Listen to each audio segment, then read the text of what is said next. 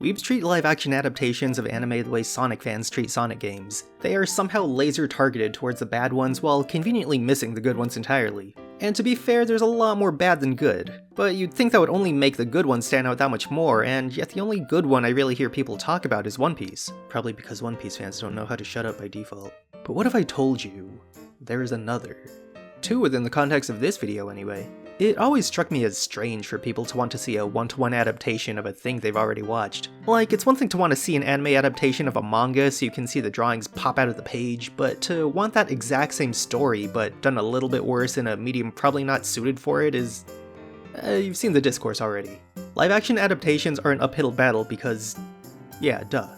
Besides Netflix's One Piece, I've also seen people wax poetic about the Alita movie and Speed Racer, but that honestly just touches the surface when it comes to live-action adaptations done well. For this video, I'd like to take things a step further and spotlight not adaptations, but full-on live-action sequels to the pre-existing manga source material. Separate entries in their own right that continue the story in a medium vastly different from the original. I mean, if Star Wars could pull it off, then why not?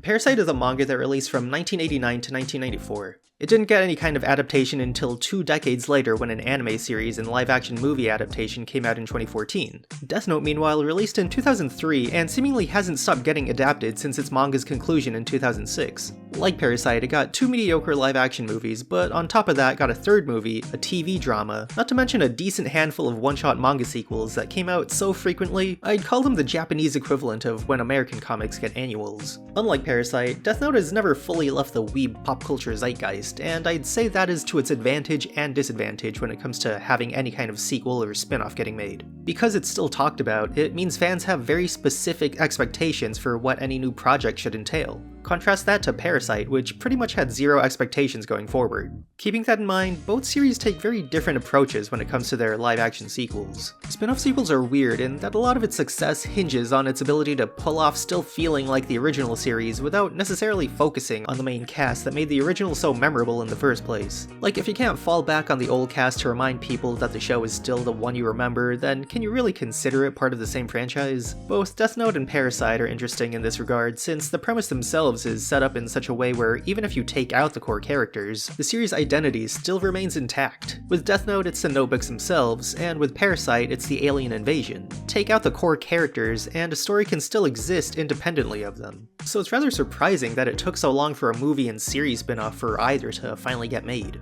Death Note Light Up the New World came out in 2016, and Parasyte The Grey came out in 2024. Both exist as spin-offs not adapting any previously existing stories, but rather to take the basic premise and uproot it to a slightly different neighborhood. In Light Up the New World's case, it's still connected to those mediocre movies from 10 years ago prior, but I'd say it's still able to take the series in fun, interesting directions despite that. It's the type of series to see what the previous entries adapted, take the remaining unadapted scraps from the manga, and remix them in this fun collage that leans in on the throwbacks while somehow pulling off its own separate thing. This is to say it makes heavy use of member berries. Okay, before you call the video essay cops on me, I will say that a series is allowed to use member berries if it means elevating the rest of the story. See it less as a low-effort cheat at garnering nostalgia from the audience, and more as an energy drink the movie occasionally takes to give it that extra boost across the finish line, because they're low on nutrients and make you feel good in the moment. I'm really not selling this, huh? Okay, fine, Light Up the New World gets a pass for me because it's a live-action movie that's decent, even if it relies heavily on you being like, ooh, they did the thing from the old one, but live action. It also does that thing you see a lot in horror movies where the premise the trailers advertise to you ends up being a misdirect and the actual story ends up being something not as interesting on paper. Trailers for this heavily focused on how multiple Death Notes were going to be dropped into the human world at once, and like, bro, that's so cool. Imagine what would happen if people in different countries were using the notebook all at once. Like, imagine if instead of some smarty pants anime boy getting it, it was someone heavily against the death penalty, like a priest. Or what if it was an artist just making use of how the notebooks never run out of pages and they just make the world's biggest flipbook? Maybe they'd actually make use of the rule where if 2 users happened to write a person's name at the same time, it would cancel out the death. The possibilities were endless, and with the opening scene taking place in Russia, I really thought it was gonna be like some messed up version of the Digimon World Tour arc in Zero 2. What we got was a far cry from anything the trailer suggested, but also it was still pretty serviceable. Being a direct sequel to the early 2000s movies, we get to see a return of the surviving cast from back then, and see just how the Death Notes further mess them up. With the events of the first two movies kept hush-hush by everyone involved, the sudden resurgence of Death Notes across the world has surviving characters like Matsuda and Misa on high alert. Hacker attacks airing footage of Light Yagami announcing on video that he is Kira further has the characters questioning if he's faked his own death all this time, like a slasher villain coming out of hibernation for, I don't know, reasons. There's a lot of leaps in logic for the sake of having plot beats play out, and honestly, if it was any other series, that would be a major red mark, but I mean, it's Death Note. Every character's knees must be hurting from all the conclusions they're jumping to. It's practically a series staple, just as much as the Death Notes themselves. Between that, the stupid plot twists people take at face value, and technobabble for the sake of pushing the story forward, it carries on the spirit of the original Death Note in every way. It's dumb in a good way, but so is the original, so just let it thrive in its dumbness. Also, 2016 CG was finally good enough to have convincing Shinigami. Like, woo! Look at the feathers on Ryuk, you emaciated king, you! Plus we get 2 more! One of them's a girl! I don't know why they didn't just do a straight adaptation of these Shinigami since they're clearly based on the ones from the manga, but maybe their loose adaptation was the movie commentating on how adaptations shouldn't adhere too closely to their sources. Which one are you? I can't tell. Yeah, it's just you. Sit down for a minute. Let's talk. Parasyte The Grey has almost the opposite problem as Light Up the New World, where the original series more or less lying dormant has allowed for the creative powers at hand to be more willing to deviate from the throwbacks to do its own thing, which in turn is a throwback, but not in the way that you'd expect. Parasyte The Grey is if you took the original source material and injected it with every Korean drama trope you can think of. You have the plain-faced lady protagonist that can't catch a break, the grizzled but well-meaning cop that's taking it upon himself to act as a parental figure, the hot mommy cop lady that's just... 손대지 마. 그거 내 거야. Ooh.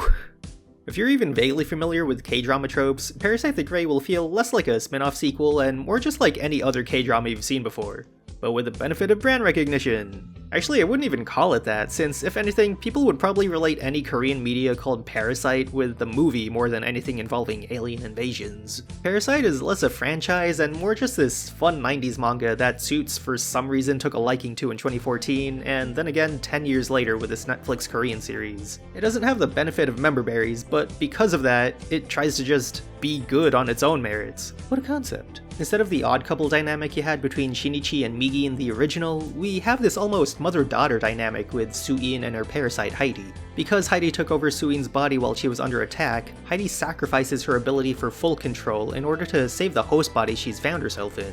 Because the two are never able to share the same space at the same time, they write letters to each other, making for this very intimate relationship without the two ever really seeing each other face to face. Even with her monotone voice, we slowly see Heidi less as this cold, stoic alien over time, and more like this strict mom that's too emotionally distinct to truly voice her concerns to Soo-in, who in turn she's dealing with a lot.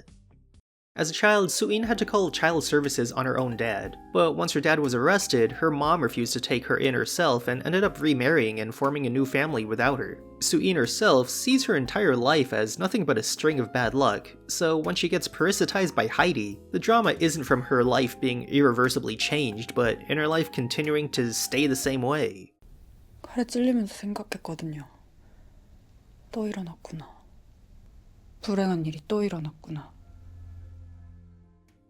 It's legitimately heartbreaking to see Soo-in just numb to everything at this point, and Heidi's appearance isn't doing any favors. With other odd couple dynamics, the expectations would be for each character to look past the other's shortcomings and take on a piece of the other's characteristic to change themselves for the better. But in Soo-in and Heidi's case, they're just kinda stuck. Oh, but the series isn't just blatant trauma dumping though. Its cop drama aspect is well fleshed out and complements Soo-in's story, as well as the greater lore behind the parasites. Shortly after the parasites land on Earth, Korea makes a special police force titled The Grey to mobilize against any and all cases of parasite activity in the country, like a more specific version of Men in Black. Team Grey is led by Captain Che, who herself is a survivor of a parasite attack from her own husband. In this case, her parasitized husband is kept alive to serve as a hunting dog of sorts, parasites being able to sense each other like an alien version of a spidey sense. Meanwhile, the parasites in Korea band together to better hunt down and eat humans under the guise of a church. Add to this the extra layer of a mole on Team Grey leaking info to the parasites, not to mention the comic relief thug that's on the run after his gang decided to sacrifice himself to appease a rival gang. Like, there's just so many moving parts and they all complement each other perfectly. It's just so... This is how you do it! Parasyte the Grey uproots the general premise of the original and sees how that premise would change if things were tweaked just so. The human drama being so compelling that you almost forget about the grotesque alien body horror. The organized police team is the perfect mirror for the parasite's own organized religion. Everything feels properly expanded upon, all while still feeling just as small scale as the original did. Like, the finale ends on them trying to stop the head of the Parasite Church from infecting the local mayor. Not the Prime Minister, the mayor. Everything about the show has this humble little engine that could quality to it. Literally nobody asked for this, and yet it's here, and it proves its worth with every detail. From their long one-shot fight scenes to their genius blending of CG and practical effects, it proves its worth and then some.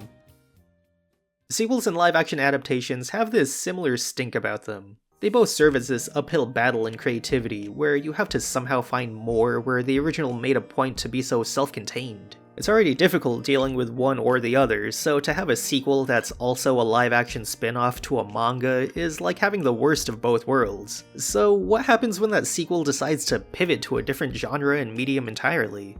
I never see people talk about either of these spin-offs. In Death Note's case, it's definitely because the movie's been out of print for a while and isn't on streaming, but for Parasyte, I feel like there's no excuse for it. It's a genuinely solid spin-off that's able to take something as planet-wide as an alien invasion, and zoom in and eke out such a specific human drama out of it. I'm sure part of it is Netflix's binge model making for lots of flash-in-the-pan popularity, but a more pertinent explanation is that the anime fandom as a whole is so fragmented. As a Korean live-action spin-off to a manga series from 30 years ago, it's easy to see that being a bridge too far for most anime fans. But that's just the point. As much traction as it's gained in recent memory, weebs are still this niche subculture with only a chosen handful of shows ever getting validation in mainstream discourse. You're already in a fringe group of fandom just by watching anime and reading manga. Why distract yourself with something so surface level as live-action bad discourse when you can take those extra steps to find the ones you sincerely enjoy? Explore your hobbies. Don't just exist in them.